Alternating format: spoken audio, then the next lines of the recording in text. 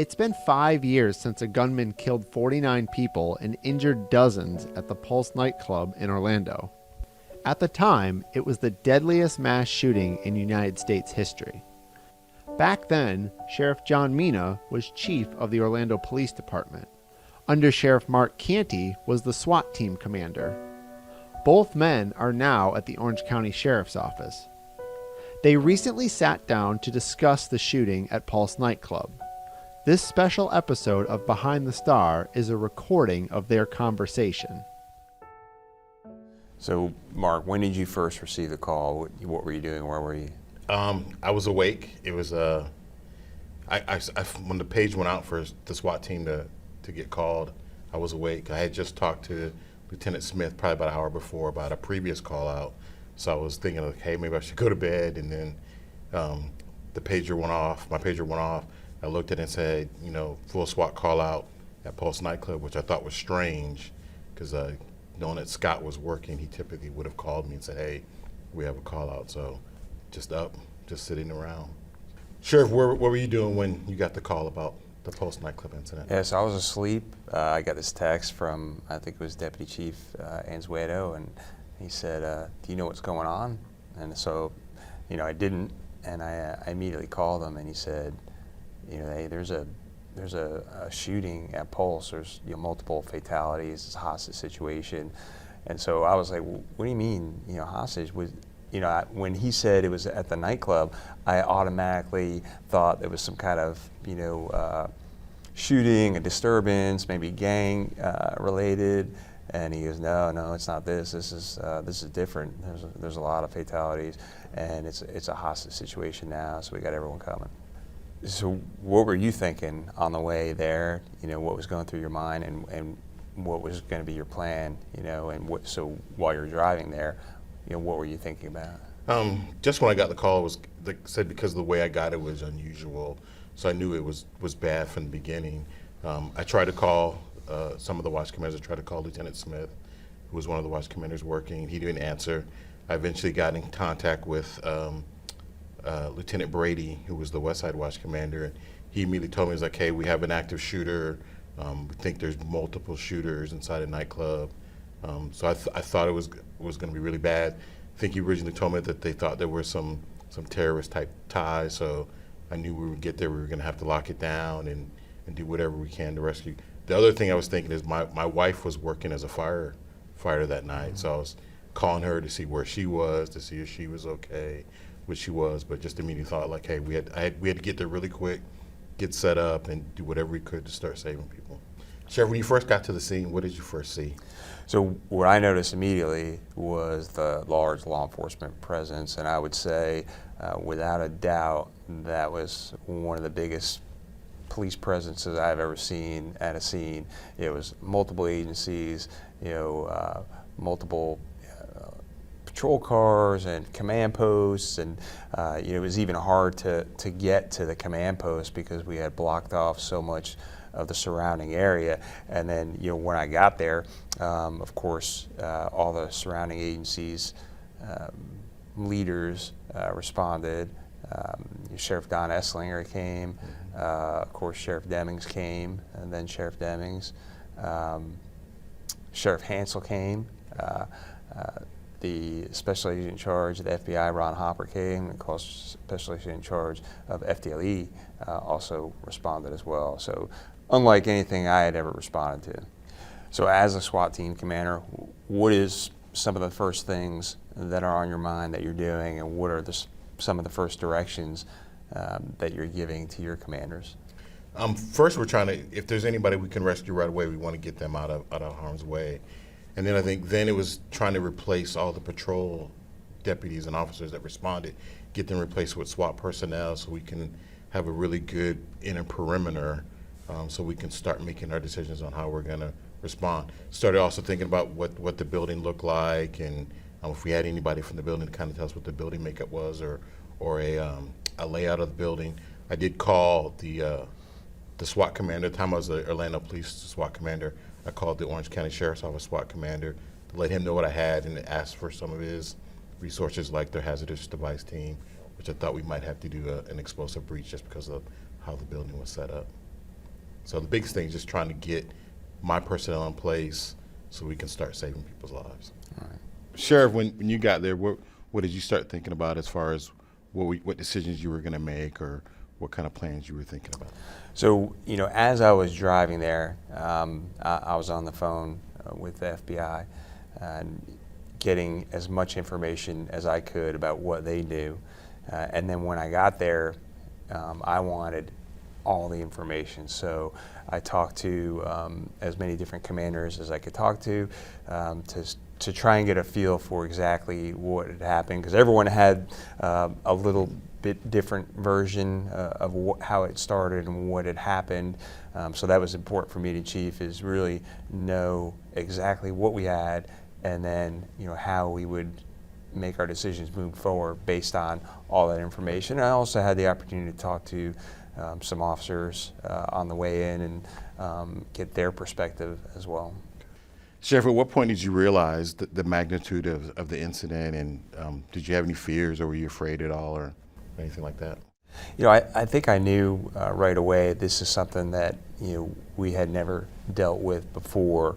But when I realized the magnitude of the situation is when we started getting information from communications and text messages or Facebook messages from family and friends who were in communication with actual hostages inside, and obviously how scared they were. And I was very concerned for the lives of the people inside. Right. I think as soon as I got there and I heard that he had made some of the statements he made, I knew what it was, like, right away. It's just like, as soon as they told me what he had said and how many people they thought had already died, I knew this was the worst thing that we could have come in contact with. But I wasn't afraid. I felt very prepared as a team, because we had talked about things, and over the last probably 10 years we had talked about active shooter type things or terrorist events and what some of the potential targets could be.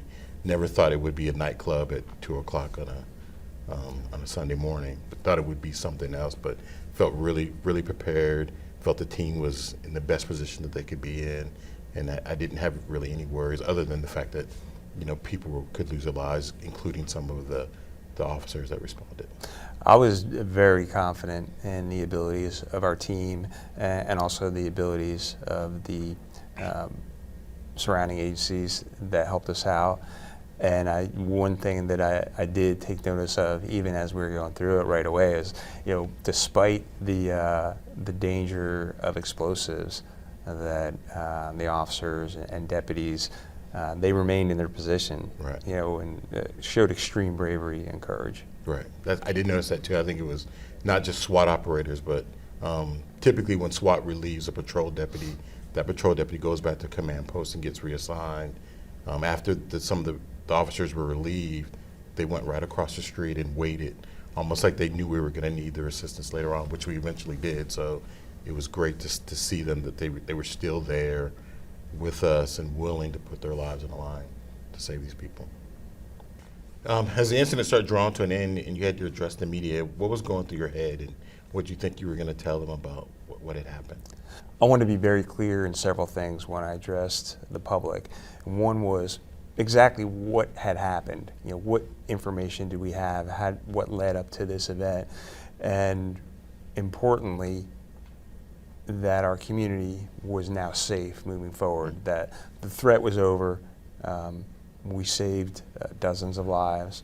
Unfortunately, this very evil individual, it took 49 lives from us, but moving forward, we were going to keep this community safe. So what was it about the layout and the situation that made this difficult to formulate a plan and execute the mission of saving the hostages?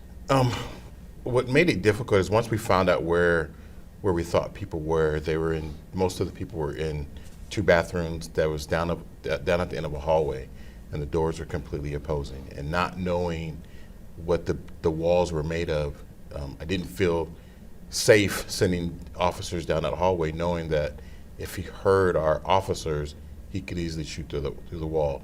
And then taken on top of that, we would have to move safety equipment like ballistic blankets or ballistic shields down there, then try to extract people that were, one, afraid, and two, that could be seriously injured, trying to take them back down the hallway.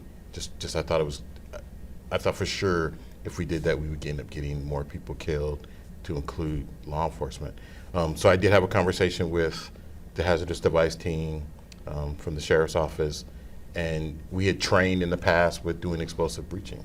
Had never really thought that we would use it, but knew that we were trained in it. Like our team was well versed on what to do. Their team is very good at placing charges, so I called them. They got out there, we kind of assessed it, and then kind of decision then was going to be, how do we do it? Do we do an interior wall, which would be an easier breach because it'd probably be drywall, but then that also would put us inside the nightclub while we were trying to extract some of the civilians inside. And then the other thought was, like, if we do it on an exterior wall, that might be a little more difficult, but it wouldn't put any of the people in danger from gunfire from the suspect inside. So kind of thought about that, kind of eventually figured out it was going to be best to do it on an exterior wall. Still didn't know if we were going to be allowed to do it, just because in all my time on the police department, we hadn't done an explosive breach in an action operation. So eventually I got called back to the command post to brief you, and that was a little chaotic for me, because typically on those cases it's only a handful of people in the command post, and it's typically going to be, the SWAT commander, the hostage negotiation commander, the emergency service commander, and then high risk incident commander, and then maybe the chief. When I walked in there, I saw, the chief, the mayor, the ASAC from the FBI, the special agent in charge from FDLE, 2 sheriffs, including Sheriff Demings at the time, a couple of OPD deputy chiefs. The room was just packed. It was standing room only. So it was very chaotic, but it felt really calm, because as I stood at the end of the table, I looked at you, and it was almost like we had a one-on-one conversation. I briefed you what was going on and what I thought the best option was, which was going to be to do an explosive breach on one of the exterior walls, and then we just had to decide which bathroom we were going to go after. Were we going to go after the bathroom we thought the suspect was in with a few hostages, or go after the other bathroom, which had approximately 13 hostages in it? And after I briefed you, I remember you saying, like, hey, let's save as many people as we can. So that let me know we were going to go to the south bathroom. I called the commander out in the field, told him what we were going to do. We had already talked about it. It's like, we're going to do south bathroom. Let me know when you're ready. Give me a countdown. And from there, it just went from there. So. Yeah, when I briefed people about this incident, other law enforcement leaders, and the media, the public, I tell them that, in my opinion, this is one of the most complex and difficult, critical incidents that law enforcement had ever dealt with. And you're talking about a very small nightclub, an incident that started as an active shooter incident that turned into a barricaded hostage taker with multiple hostages in different locations, and then adding the fact that there was the possibility of explosives in and around the nightclub made it extremely complex and difficult for law enforcement. And I too remember that conversation about, tell me what our options are, what is the plan, and I blocked all those other people out, so it wasn't. And they were quiet, but I felt like me and you were talking one-on-one as well. And here's the plan. And you told me what the plan was. We decided on the south bathroom, and then I had you. I don't know if you remember this. I had you repeat the plan again to me, and then I said, "I'm ready. Let's do it. Go ahead when you guys are ready." Right. And I think that was. I mean, to go from a point where I would have never thought we would have done an explosive breach. Even though we had trained for it, just knowing that it could happen, and then to go from not ever thinking you're going to do it to, like, this is the best option that we have to save people's lives. And like I said, to have that one-on-one conversation and not have to kind of reiterate over and over again what we wanted to do, I think made me feel confident that I had the support of the agency and you, and I think it made the team feel that way too, that they knew whatever happened, they had the support of the Orlando Police Department. Yeah, and when people ask, why do you train with explosives? Why do you have armored personnel carriers? If we had not had that training, if we had not had that specialized equipment, there's no way we would have been successful in that operation and saved as many lives as we did. Right, absolutely. Did you ever enter the Pulse nightclub that night or the next couple of days? Did you ever go inside? No, and there was specific reason for that. I was very deliberate in my decision. So I had heard, what that crime scene entailed and what that looked like, and I did not want those images clouding my judgment and my decision making moving forward through the next 3 or 4 days and even weeks. I had to be calm and collected for the public. I had to let them know that we're safe, that we were going to keep this community safe moving forward.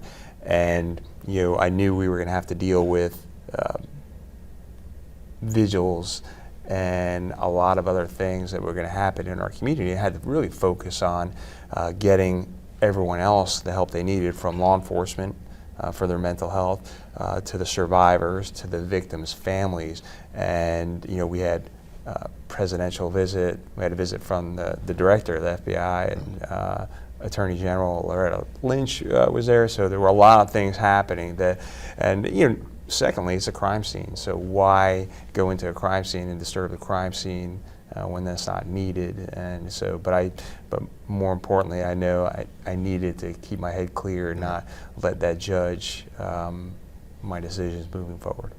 I know initially a lot of the officers that responded went inside, and I think that was done so they could kind of see what we were dealing with. And when I got there, it was like, hey, do you want to go inside and see? And I think at that time, we knew that there was probably at least 20 people that had been killed inside. And I was like, no, I had a full understanding of what we were dealing with. I knew that we had multiple people killed. I knew that the killer had made some statements about his affiliations, and I knew that this was going to be bad. So I was like, nope, I need to kind of formulate a plan and kind of similarly. I didn't need to take it to another level to kind of see what had happened. I knew exactly what was going on, and I knew what we needed to do, so I didn't go inside then. A couple days later, after the crime scene was cleared, I did do a tour just to kind of see where things were and how the club was laid out without some of the chaos. But I think that just helped me kind of process and assess the things that we did later. But yeah, that night I never went inside. Yeah, so I did the same thing, and we were able. It was good to see what exactly the layout was, right. and for me to actually see for myself the very, very difficult situation that our officers right. dealt with that night. Yeah, that would have been, for any officer to enter that nightclub at that night would have been extremely dangerous to them just because of how it was laid out. But like I said, our officers, went inside immediately and saved a lot of people, and I think the team and the agency and the responding agencies did an outstanding job of responding. Yeah. Sheriff, now we're coming up on the 5-year anniversary. Knowing what you know now, was there anything you would do differently? So as far as the incident, and I've thought about that question a lot. I've been asked that question a lot, and I go back to what I said. It was a very difficult and complex situation to deal with, but we had trained for not that type of incident, but other mass shooting, hostage, very difficult hostage situations. We had done joint training with local agencies, state agencies, and federal agencies. We were as prepared as we could have been. We had all the equipment we needed, and I always thank Mayor Dyer and the city commissioners that that thinking about 6 months before that incident, despite all the calls for the demilitarization of law enforcement, they said, hey, if the chief says he needs an armored personnel carrier, let's get him an armored personnel carrier. And that decision was extremely beneficial because it saved dozens of lives. And then, so probably what we could have done better in terms of afterwards was, family unification center and, mental health for our law enforcement officers. And I think, part of the problem in our profession is we had for years swept PTSD and the mental health of our officers under the rug as a profession. And I think what we could have done is try and at least prepare them as best we could, and then ensure, although we did many things for them in the days afterwards, we could always have done a better job as far as mental health, and that's overall for law enforcement as a profession, I think. I think I've traveled around the country talking about the incident, particularly to other tactical officers, and kind of one of the things that we've done that so we could find out, like, hey, what do you guys think? And these are some of the best agencies across the country, kind of see what they can see. And I think once people hear the whole story, I think the consensus has been like, hey, you guys did a good job with everything that you were faced with, and I still try to think, like, what else could we have done? What could we have done better? And I have a hard time of finding anything. I think there's some little things here and there, just some logistical stuff, like could we have done multiple explosive breaches? Could we have had tactical medics standing by? But like when I look back, I think the men and women that responded to that call did as good of a job as anybody could have done anywhere, not just in the United States, but anywhere in the world. So I feel very proud very proud to be associated with the people that responded to that incident. I would agree wholeheartedly. Just the courage and bravery shown by the officers was incredible. Sheriff, do you ever think about the victims and their families? Yeah, I think about the victims, the families, and the survivors all the time. As it gets closer to that day, June 12th, it's always more on my mind. And I honestly see survivors in this community.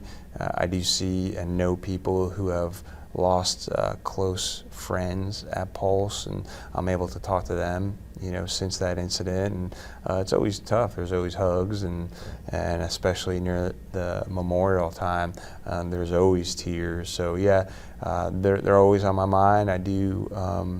I do look at the pictures and the different messages from time to time.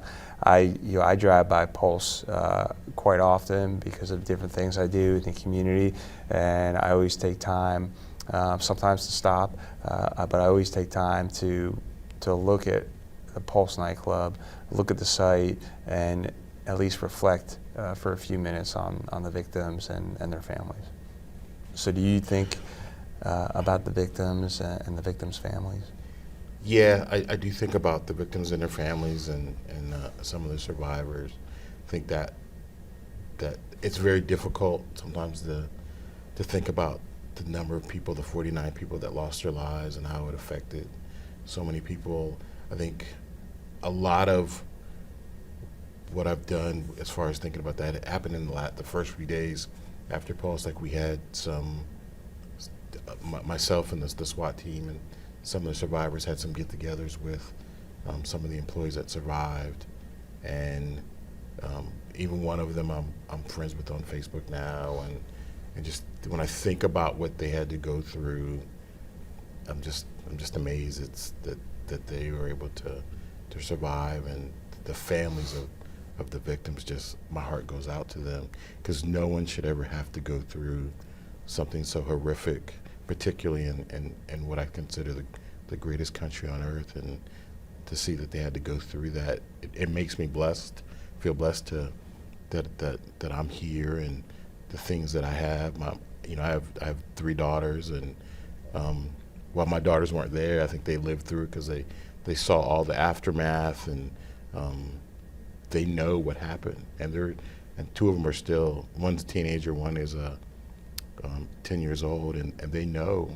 unfortunately, what happened at Pulse, and all the people that were killed. So I think about them a lot. I think about their survivors a lot and the victims a lot. But I'm just glad that that we kind of came back together as a community. And I know a lot gets said about, oh, look how Orlando came together after Paul's. And I've told people, it's like, we didn't come together after Paul's. We were together. We had a lot of great relationships before, and we just showed it to the rest of the world that, like, hey, this is what a good community looks like, that we have these relationships and we're here to support each other regardless of where we come from or anything like that. We're here to support each other. So I think that makes me feel good. Sheriff, how do you honor the victims going forward? Well, we always honor the victims, most importantly by never forgetting. Let's never forget them, their families, the suffering they went through.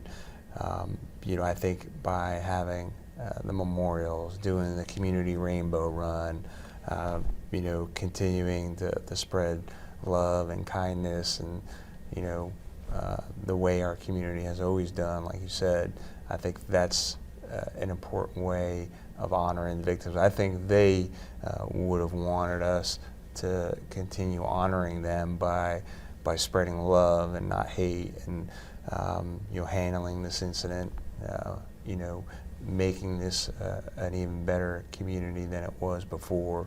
And we're so diverse here. We're so kind in this area, and we're so inclusive. We're a loving community, and I think keeping that as part of our identity here in Orlando and Orange County would mean a lot to the victims and their families. But mostly never forgetting who they were, saying their names, looking at their pictures, hugging parents and siblings when we can, when we see them.